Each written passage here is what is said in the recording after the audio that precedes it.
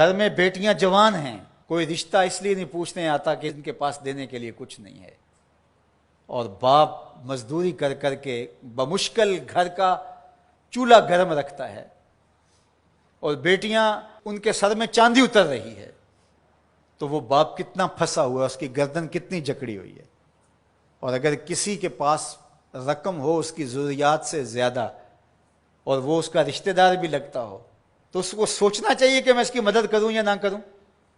اس کو کیلکولیٹر لے کے حساب کرنا چاہیے کہ یہ میرا بھائی ہے، یہ میرا بھانجا ہے، یہ میرا بھتیجا ہے، یہ میرے چچا کا بیٹا ہے، یہ میری پھوپھی کا بیٹا ہے، یہ پھنسا ہے، اس کی بیٹیاں جوان ہیں، کوئی وسیلہ ہی نہیں ہے، بمشکل گھر کے اندر کھانا پورا ہوتا ہے، اور بیٹیاں گھر کی دہلیز میں بوڑھی ہو رہی ہیں، اور اس کے پاس دولت کے انبار ہیں، اور یہ سوچے گا۔ اللہ فرماتا ہے یہاں بغیر سوچنے کے چھلانگ لگانی پڑے گی، یہاں نفع نقصان نہیں دیکھنا پڑے گا، یہاں کساد بازاری کا نہیں سوچنا پڑے گا۔ فَلَقْتَحَمَ الْعَقَبَةَ، یہ بغیر سوچے سمجھے کودا کیوں نہیں ہے، یہ مشکل گھاٹی چڑھا کیوں نہیں ہے۔ وَمَا أَدْرَاكَ مَا الْعَقَبَةُ، یہ جانتا ہے کہ مشکل گھاٹی کیا ہے۔ فَكُّ رَقَبَةٍ، کسی پھنسے ہوئے کی گردن کو چھڑانا ہے، کسی مشکل میں پھنسے ہوئے لوگوں کی مدد کرنا ہے۔ تو اب یہ سوچے گا کہ ابھی تو میں نے فلاں پلاٹ بھی خریدنا ہے، ابھی یہ بھی کرنا ہے، ایک فیکٹری نہیں لگانی ہے میں نے تو اس کے لیے رقم جمع کر، کیا یہ ضرب تقسیمیں دے گا؟ کہا اگر اسلام کا نور سینے میں اترا ہوا ہے تو اپنے بھائی کی مصیبت کو دیکھ لے گا جب، اور وہ جانتا ہے یہ واقعی پھنسا ہوا ہے، تو پھر اس گھاٹی میں چھلانگ لگاتے ہوئے وہ دائیں بائیں نہیں دیکھے گا، وہ فوراً چڑھ دوڑے گا اور فوراً فیصلہ کرے گا تاکہ دکھی کو مصیبت سے نکال سکے۔ فَكُّ رَقَبَةٍ، کسی پھنسے ہوئے کی گردن کو چھڑانا ہے، کسی مشکل میں پھنسے ہوئے لوگوں کی مدد کرنا ہے۔ او اطعام فی یوم ذی مسغبہ، یا بھوک کے دن کھانا کھلانا ہے۔ لاک ڈاؤن لگ گیا، لوگ ترس گئے، فاقے آ گئے، گھر میں بہت پڑا ہوا ہے، تو یہ سوچا جائے گا کہ میں نے تو 3 سال کے لیے رکھا ہے اور یہ بندہ ریڑیاں رگڑ کے مر رہا ہے، اگر میں اس کو دے دیا تو 3 سال کے بعد تو میرے پاس کچھ نہیں ہوگا۔ یہ بات سوچنے کی نہیں تھی کہ 3 سال بعد میرے پاس کیا ہوگا۔ قرآن کا جو اسلوب ہے، قرآن جو ہمیں زندگی سکھاتا ہے وہ یہ ہے کہ یہاں سوچنا نہیں، تمہیں عقل سے سوچ کے کام لینا، یہ بہت مرحلے ہیں، کہیں عقل کو پیچھے کرنا پڑتا ہے۔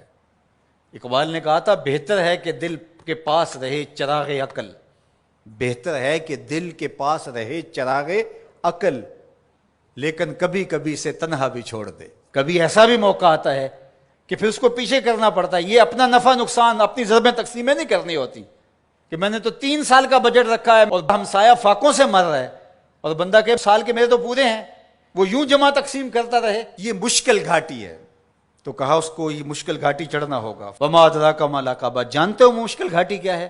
فک رقبہ، کسی پھنسے ہوئے کی گردن کو چھڑانا ہے۔ او اطعام فی یوم ذی مسغبہ، بھوک کے دن کسی کو کھانا کھلانا ہے۔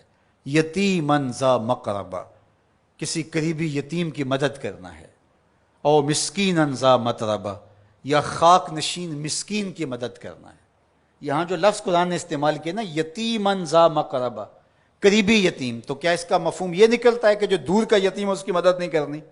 نہیں، بلکہ علماء تفسیر نے یہاں نقطہ بیان کیا کہ بندہ دور پار کے یتیموں اور غریبوں کی مدد کرتا ہے اور ان کی تصویریں بھی کھنچوا لیتا ہے دور موجود میں، اور داد بھی لے لیتا ہے اور سخی بن کے سامنے آ جاتا ہے، لیکن یتیم خاندان کے اندر ہو تو ان کی مدد کر کے بندہ نمائش نہیں کر سکتا کہ میں نے اپنے بھتیجے بھانجے کے ساتھ یہ کیا ہے۔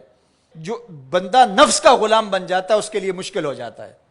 تو اس لیے اللہ تعالیٰ نے یہاں جو لفظ بیان فرمایا، یتیمن ذا مقربہ، قریبی یتیم کی مدد کرنا، او مسکینن ذا متربہ، یا خاک نشین مسکین کی مدد کرنا۔ کچھ لوگ، انہیں پتہ ہے ہماری ہمسائیگی کے اندر ان کے ہاں نان شبینہ بھی نہیں ہے، تو وہاں جو ہے وہ مہینے میں 500 روپیہ دیں گے، اور 500 روپیہ دے کے یہ سمجھیں گے کہ ہم نے حق ادا کر دیا۔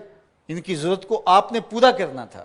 مختلف لوگوں کو تو آپ کروڑوں روپے بانٹ رہے ہو، اور آپ کی فیکٹری میں جو ملازمت کر رہے ہیں آپ ان میں کتنوں کو جانتے ہو کہ مشکل سے اس 15,000 روپے سے اس کا گھر چلتا ہے، اور اس کی بہنیں جوان ہیں، اور یہ بیچارہ اوور ٹائم بھی لگاتا ہے، پھر بھی گھر کا خرچہ پورا نہیں ہوتا۔